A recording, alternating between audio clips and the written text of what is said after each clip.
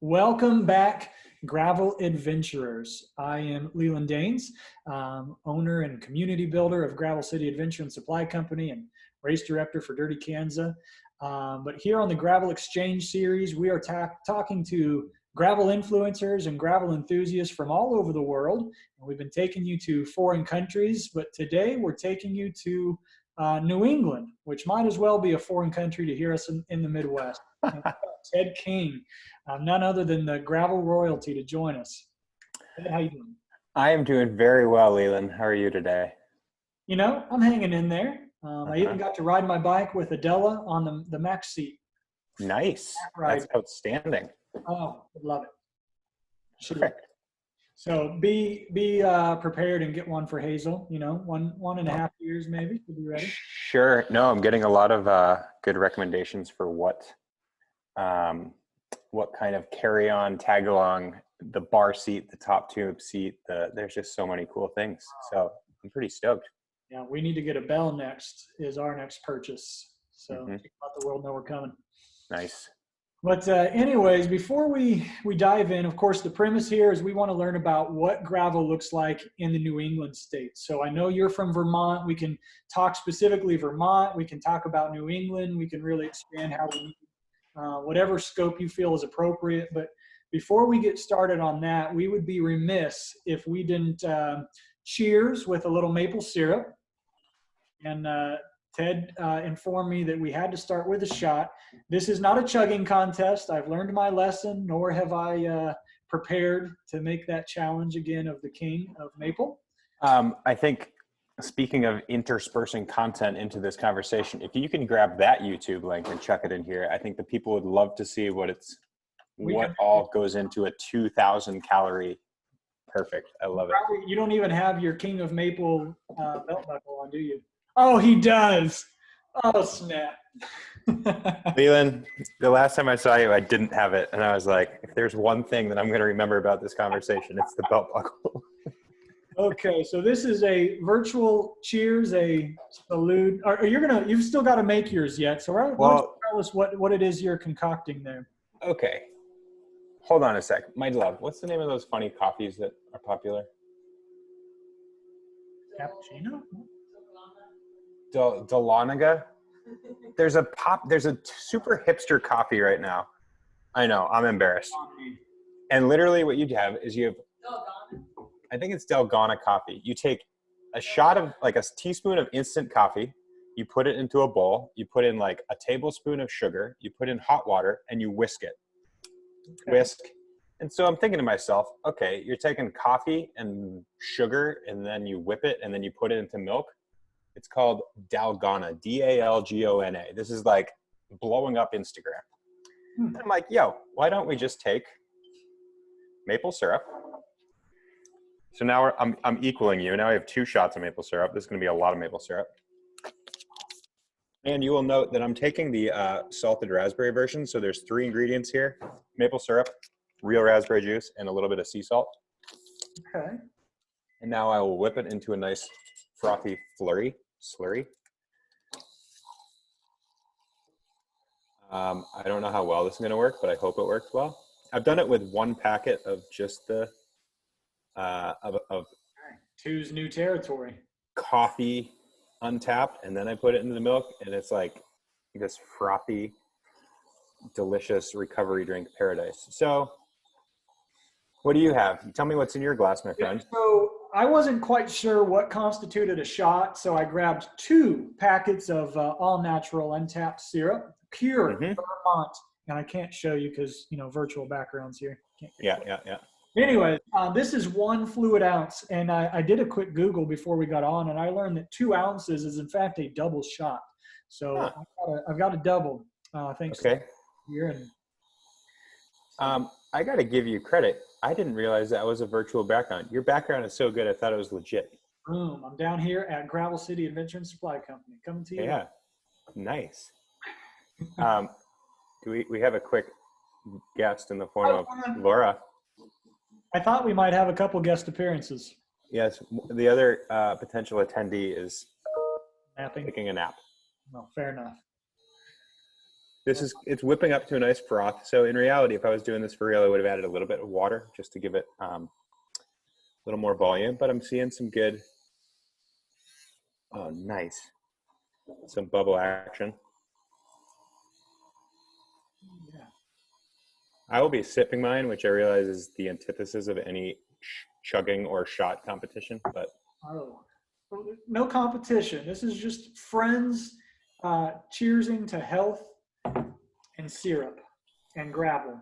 Well, maple syrup is naturally loaded with amino acids, electrolytes, and antioxidants. So this is sort of like an afternoon health shot. Some people take their greens very seriously.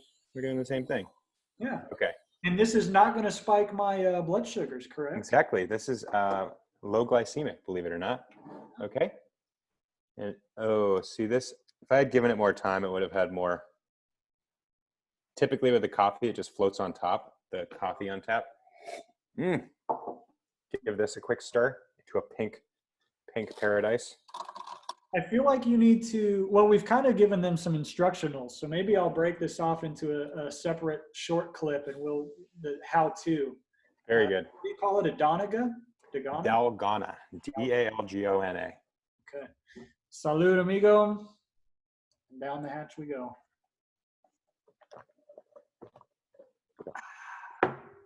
Oh my gosh, that's delicious. Have a little bit. Well done, my friend. I appreciate that. Truth be told, I love some syrup, and it's not bad just taking a shot, but I need some pancakes. We have started wildly down the wrong path here. Nope, I think we're right on track. Okay, right on track. Well, we definitely need to switch gears here and talk about gravel, right? So you were an early adopter, especially as it comes to the professional ranks to gravel. Mm-hmm. But it definitely got its start in the Midwest, and it was pretty underground for a while. So walk us back to the beginning in the New England states specifically. When did gravel events start to take hold? When did people in the Northeast start to say, hey, this is kind of something, and we're going to latch onto it? That is a wonderful question. And it makes me think of, there are, people will say, okay, where did gravel start? And I've been riding, oh goodness, nice to see you there. I've been riding, I know exactly that road. It's a beautiful road. People say, I've been riding gravel for years, and suddenly you slap this term on it and gravel becomes a thing. And, there is a bit of truth to that, but the reality is we're in just this awesome time for gravel where the races are behind it and the industry is behind it, which is why you have comfy bikes and the right tires and huge gear ranges and the whole gamut. So we here in Vermont, this is a circumstantial photo that happens to be behind me. This is New Hampshire on this side, and this is Vermont on this side. And Vermont, for example, has more gravel roads than they do paved. Gravel roads like the one right behind you, it is a way of life. It's low maintenance. The roads are incredibly well maintained. We can get into that sort of stuff later. There are just an extraordinarily high number of gravel roads. The main thoroughfares are paved. There's literally one interstate here, and it just goes north to south, and only across half the state. And so a large number of the other roads are gravel. I'm looking out our front door. Our road is paved, and then the nearest gravel road is probably 200 yards away, and in the other direction it's probably 400 yards away. So as for events, I mean, R2D2 is one that goes back a handful of, I want to say a couple decades. That's a legendary ride that it's certainly much like the early days of Dirty Kansas. It wasn't a competition. It was certainly an all-day adventure. Go out, see what you can accomplish, what you can finish. The first few years of DK, R2D2 used to be in the top 5 list because there were probably only 5 gravel events that anyone knew about. But that was definitely one of the early ones for sure. Mm-hmm. And if I were a smarter man, I would tell you what it stands for. I think D stands for Deerfield, as it's near Deerfield, Massachusetts. What's the R? Because it's R to Deerfield, isn't it? I think it's Pound to Town is in the name. Maybe someone's gonna have to fact check us on this. Yeah, we're getting a thumbs down from all of our gravel historians. So, um, and as competition has picked up, an event like Rasputitsa. Prior to Rasputitsa, that same event was called 3040. And I think that existed for a year or two, and then it segued its name into Rasputitsa. My first Rasputitsa was the first one in 2013, I believe. So yeah, we're coming on more than a half dozen years. That was way up in the tip top corner of Vermont. Oops, other corner over here. And it's out there. It's out there, much like if you live in New England, going to Emporia is that's a long ways. So, I mean, that's a real far corner of New England. And we have a really strong gravel scene. Vermont Overland is an example of something that's been around for a good half dozen years. That was started by Peter Vollers. He has deep roots in road cycling and development cycling, and he coached a high school team, and he actually is the reason Ansel is into the sport of cycling. Ansel, who is involved in the gravel world right now for sure. So it's a good family. It's people working together. It's connections all over the place. We have in Vermont probably a dozen or more events now, and it's a really cool time and place to be in the gravel world. A dozen events in a state that size, I think, is pretty exceptional. I mean, Vermont is small geographically speaking, and it's also got fantastic mountain biking. So I wouldn't have been surprised if, it was hard to pull away. But I think New England states in general, the Northeast was, I don't know, California was in there pretty early on too, but the Northeast for sure was a very early adopter after the Midwest. All those events that if Rasputitsa started in 2013, that's the first year of Mid-South, formerly known as Land Run, so, and that's, everyone views that as one of the oldest and original. Well, it's not all that old in the grand scheme of things. New England states were doing it too, so. Yeah. Oh yeah. And that's why I get a kick out of the term monuments. Like, what are the monuments of gravel? I'm like, yo, we are comparing monuments of cycling, which are literally a century old, to these events that are 5 years old, some 10 and a little bit more, some 3 or literally 0. Like, yeah, there are certainly bigger ones and more prominent ones and national and international ones, but the term monument is still a little presumptuous. I think that'll evolve for sure. And we kind of have to preface, because whenever I ask, tell me about the beginning of gravel, we're obviously talking about this modern era, right? We know the tour started on dirt roads. We know everyone's been training on dirt roads forever, but there was a pretty clear line where gravel went from something you did to train for mountain biking or road to this is legitimized events. And that occurred roughly 15 years ago, so that's the period we like to talk about here. Yeah. And here's an interesting anecdote. I went to school.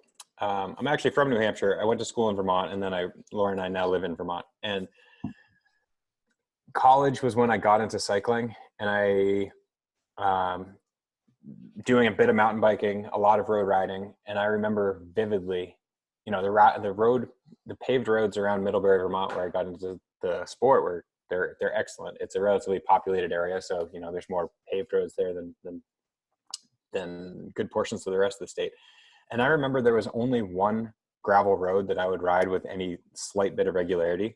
And truth be told, it's kind of like the one behind you. I mean, it's like, it is buffed out, perfectly maintained. Yeah, you might not want to go into it in the shoulder seasons when it could be muddy, but so, basically my point is the year was 2000 to 2005. And I spent a matter of minutes over the course of those 4 years on gravel roads. And now fast forward 15 years and I spend the vast majority of my time on gravel roads. It's just, I think that has a lot to do with the sport getting behind it. Like we kicked off talking about, just making bikes more adept, making them more comfortable, making them more in tune and aligned. So, get away from traffic, and not to say that we have a lot of traffic here in the first place, but it's pretty sweet. I had the good fortune of living up in the Northeast many moons ago, and in upstate New York, and covered bridges were everywhere. How many covered bridges can one expect to encounter on a typical? Um, I've had my photo taken in front of that exact bridge. This could be you. I stole these photos from your Facebook. Well, no, and that's why when you ducked out of the way, I was making sure that wasn't me. That is just outside of Stowe. That's southeast of Stowe. It's a really cool bridge, and yeah, they're historic sites. You know, I have this strange affinity for barns, and I love gravel roads. So a covered bridge is kind of like a barn made for a road on a river. Um, yeah, they're cool. It's funny every once in a while. I remember earlier this spring there was a story of a long distance trucker that had hit and run a covered bridge because you probably shouldn't take an 18-wheeler under one of those things. They were designed well before an 18-wheeler existed, and yeah, they're precious. I mean, they are historic. They're 100 years old, a couple hundred years old, which to have a bridge that is older than half of our country is a pretty fascinating thing, and it's they're a part of what makes Vermont bucolic and beautiful and cool place to explore. Absolutely. As you know from your extensive time riding around in Kansas, there's no coverings of any kind, whether it be man-made or natural occurring. So Accurate.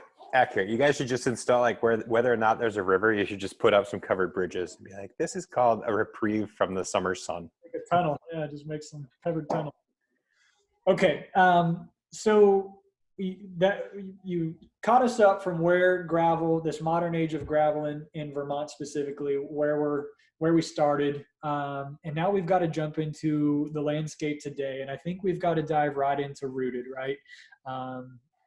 Rooted Vermont, for those that don't know, is the creation of Ted and Laura King, Mm-hmm. and it is only a year old, right? Is this year two?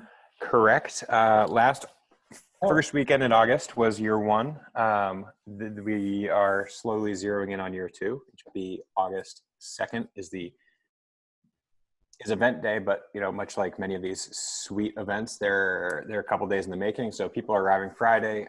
There's camping going on. There's festivities. There's group rides going out.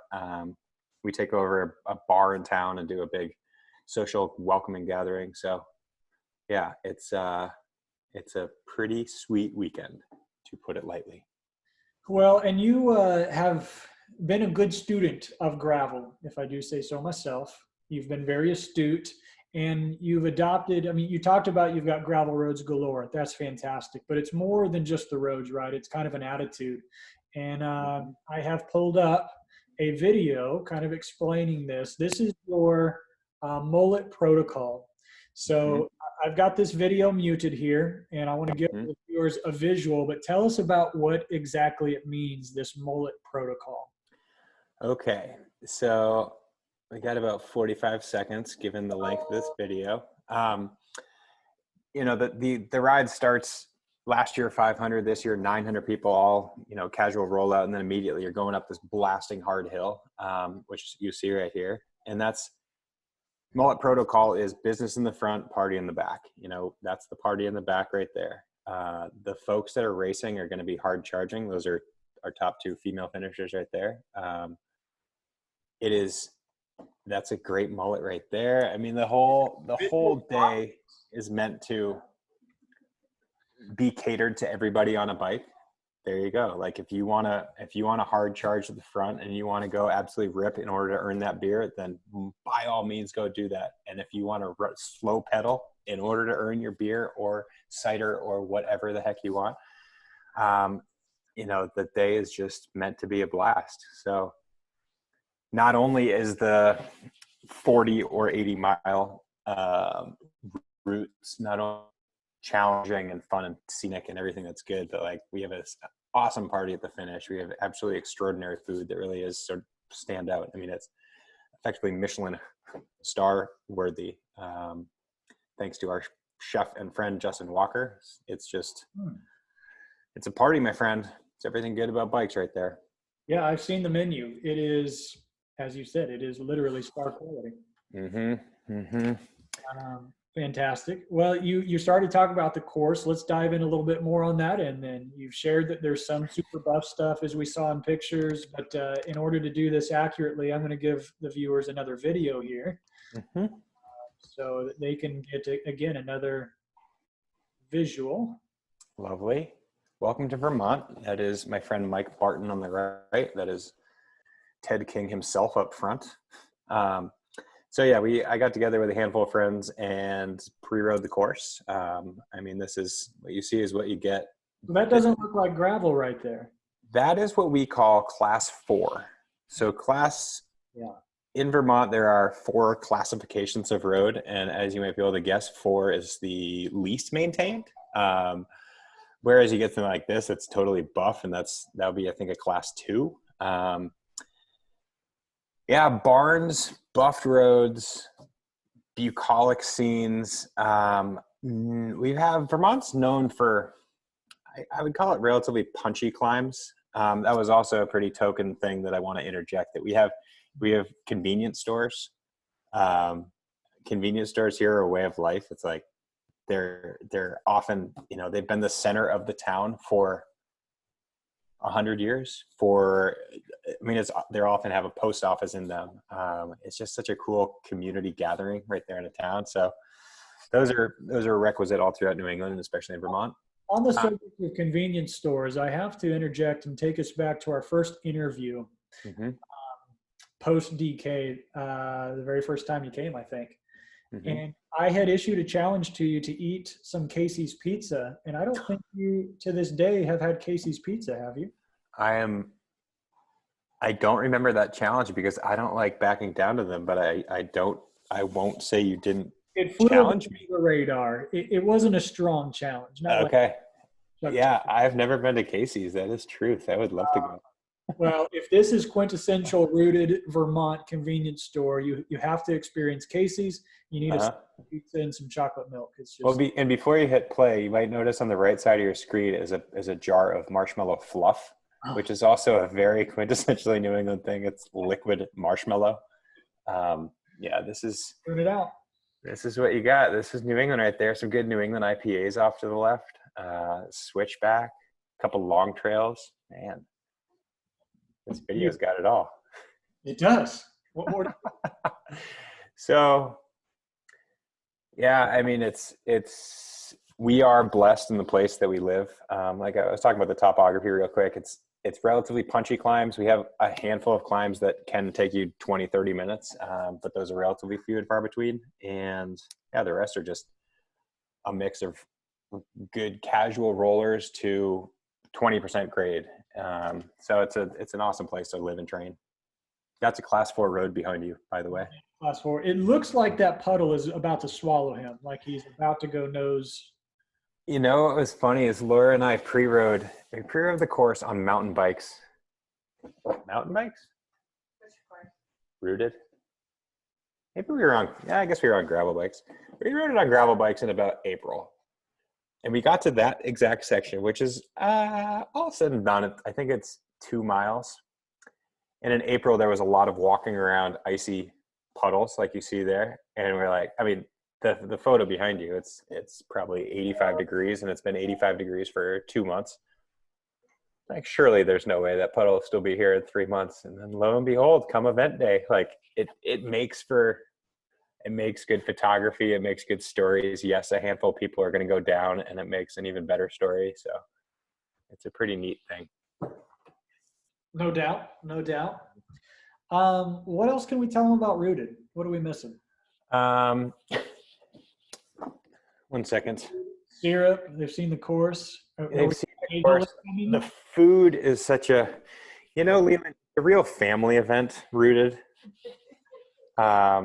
This is Hazel. Hazel is 2 months old, so this would have been her first Rooted. Yeah, we're certainly in a pandemic year. We have to make a decision here very shortly. But I mean, it is a real great family event. With a good portion of the proceeds, we helped build really cool mountain bike trails that are especially tuned to people who are just getting into mountain biking. the event takes place at the base of Cochrane Ski Area. Cochrane Ski Area is this tiny little ski hill in Richmond, Vermont, where Laura and I live, and Hazel live. And it's the home of Untapped. Untapped was started there with all the maple syrup tree, all the maple trees up in the woods behind the operation. And my partner's aunt won Olympic gold, and she learned how to ski on this family ski hill. One of our employees is the mother of my two partners, of two of my partners, who is the first American, male or female, to win a U.S. ski title, to win a World Cup ski title. There's some heritage in them hills. It's unreal. I mean, it's, you know, from this tiny little hill, there's so much prolific skiing. There's currently two skiers on the Olympic circuit, who are from two Olympians who are skiing on the World Cup circuit. And they all grew up skiing at this little hill. So in addition to great skiing in the winter and really family-friendly skiing, there's a ton of awesome mountain biking. So as I was saying, we're proud to have helped build a whole bunch of trails to let people like Hazel and folks of all ages get into cycling.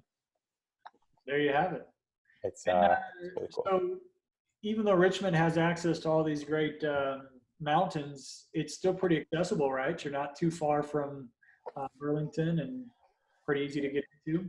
Yeah, well, thank you for pointing that out. I mean, Vermont, you know, we are a rural state. We're pretty far out there.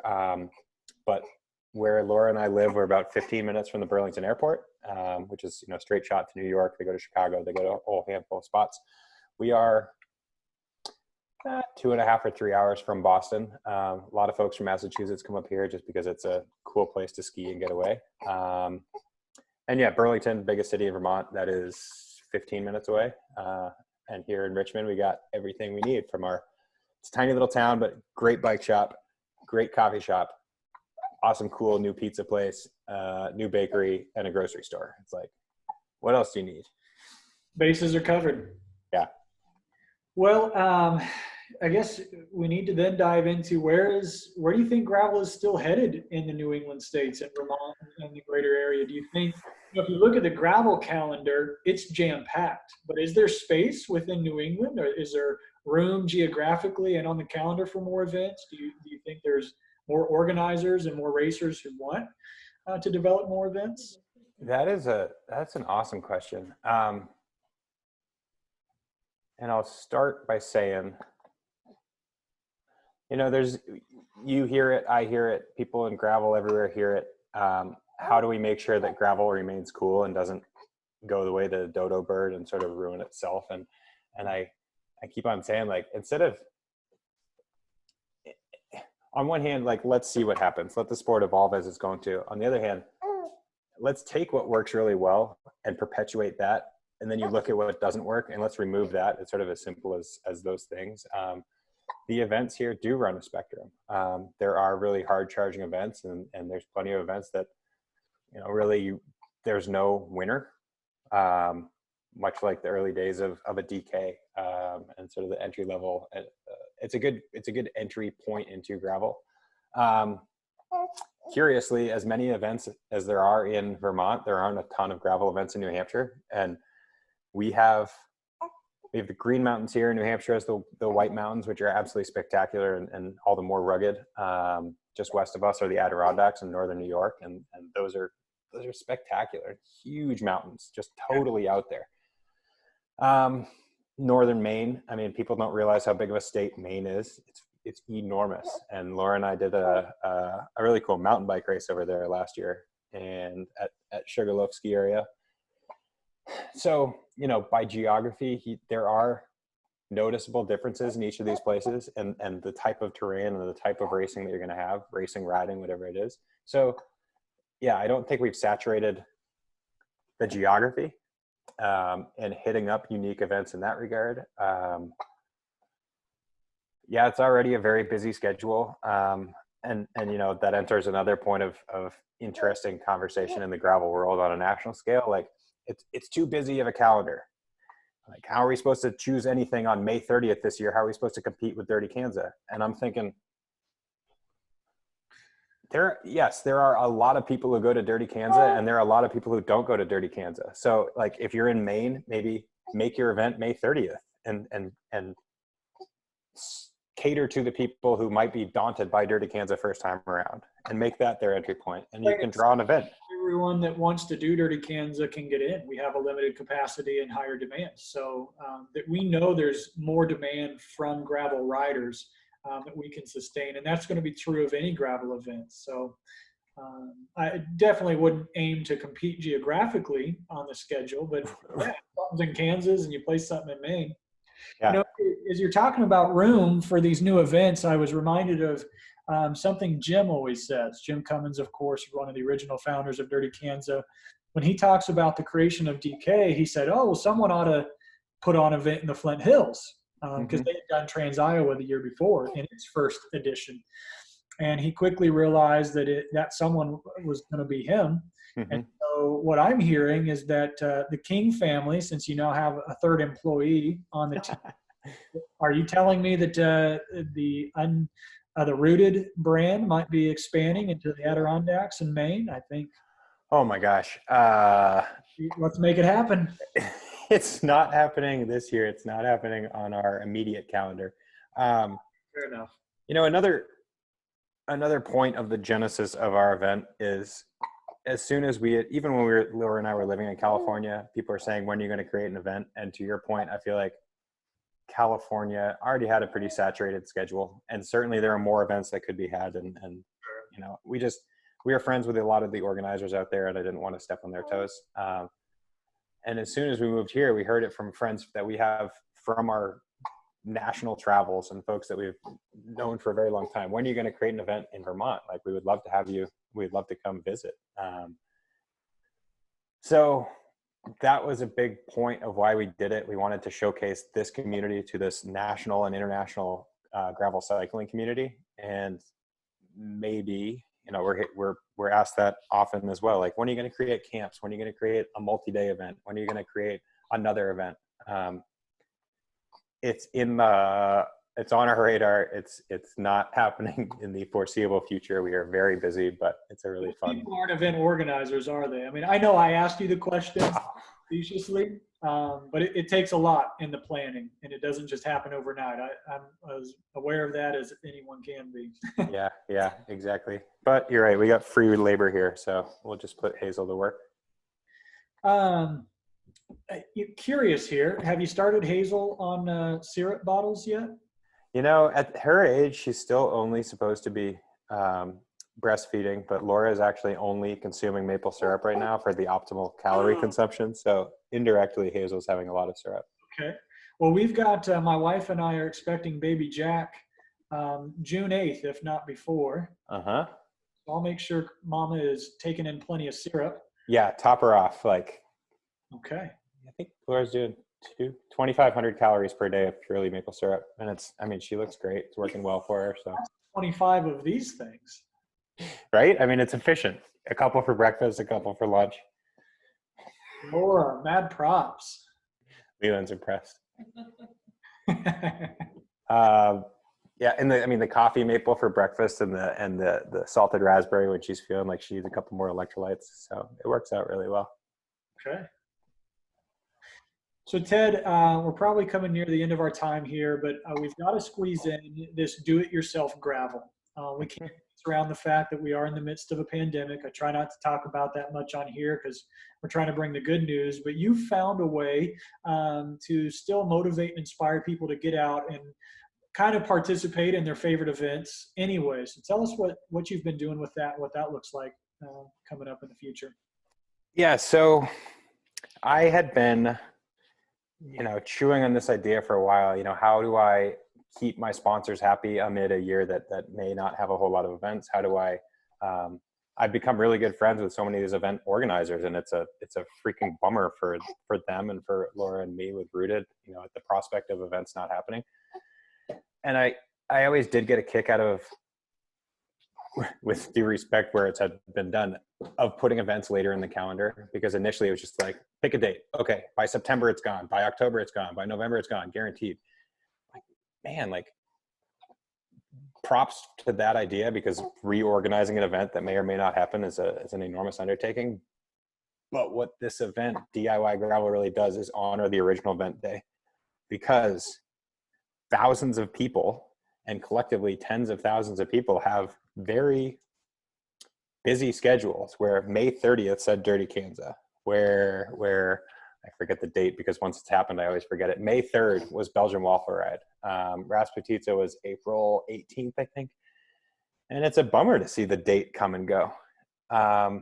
So I chewed on the idea for a while, and I said, like, just go out and do it. Do it yourself. And so the first one, which was a really nice launching point, was Rasputitsa, which is an event here in Vermont. So it allowed me to zip over and ride the course. Often they keep the actual course a secret right up to event date. But I mean, again, knowing the Heidi and Anthony who host the event, they gave me the course and they let me ride it and they let me publicize it. Ansel was there and captured a really cool day. Same thing. So then fast forward to 2 weeks later, and last week was Belgian Waffle Ride, and I rode the whole 140 miles, and that was cool unto itself. But then the whole challenge is to have people ride it over the course of that day or the week afterwards. And so the cooler story was Laura riding it, 8 weeks postpartum and doing 140 miles. And Laura is a hard charger. Anybody who knows Laura knows that's the truth. Any entry, any distance that the actual event has is allowed. So there was, I think, a 36-mile event at Belgian Waffle Ride. There's a 40-mile event at Rasputitsa. The shortest DK is 50 or 25? 25, yeah. So throughout the week, as long as you ride 25 miles, put that ride onto my submission form. And I have all my sponsors are on board. A lot of the events are on board to help reward those that are taking part in DIY. And I've just been overwhelmed with the response. 2,000 plus submissions, over 1,000 people participating at the cost of $0. Go to Instagram and look up the hashtag DIY gravel, and there's 700 plus submissions. It's heartwarming, the messages I'm getting. And pretty soon, I don't know at what point when this is being put out, will this idea go out? There's going to be a really cool benevolent component because gosh darn it, people, especially cyclists, are good people and they want to do good things. So stay tuned to DIY gravel. You can find all details at IamTedKing/DIY gravel. There you have it. Well, perfect. Well, yeah, I know Hazel's getting a little fussy. Without a doubt, her hiccups have stolen the show. I was fixated on her little baby noises the whole time. Yeah, this could be a good test of your audio editing. It's so hilarious. Like, any adult gets hiccups and it's the most infuriating thing ever. And then an infant doesn't know that they're annoying. So they just go along with hiccups for an hour at a time. Yeah. Well, Ted, as always, it's a pleasure. Thank you so much for giving us insight into what's happening in Vermont and the greater New England states region. And it's exciting to think there's more opportunity yet. And to me, that is exciting. I don't view that as a bad thing. It means there's a lot more canvas to be painted on. So that's poetry, bro. Oh, nice. So again, you gave them the I Am Ted King, but also rootedvermont.com, of course, for more info on that event. And then untapped.com. Untapped.com, I believe, will take you to a beer website. Untapped.cc will take you to maple syrup land. And this logo belongs to the hat, which is a charitable event that I have called the King Challenge, which is this October 18th. 17th. This is our 10th year of the King Challenge, raising money for the Kremple Center, which is an organization and facility in New Hampshire for adults living with brain injury after my dad had a stroke. He's not why the Kremple Center started, but he is a member of the community. He had a stroke 17 years ago. So yeah, check out, while you're at it, kingchallenge.org. Well, undoubtedly, you're a shining example of someone who is giving back to the sport that has given so much to you. And we are the recipients of that generosity of your time and efforts. So greatly, greatly appreciated. And again, thanks for the time today. Thank you, Leland. This has been a pleasure. It's been a blast getting to know you. And over the years, I hope I hope it's sooner than later that we get to hang out again in person. Well, who knows what the next Leland TED Challenge will entail. All right. That'd be a good one. Adios for now, and see you next time. Thank you very much, man.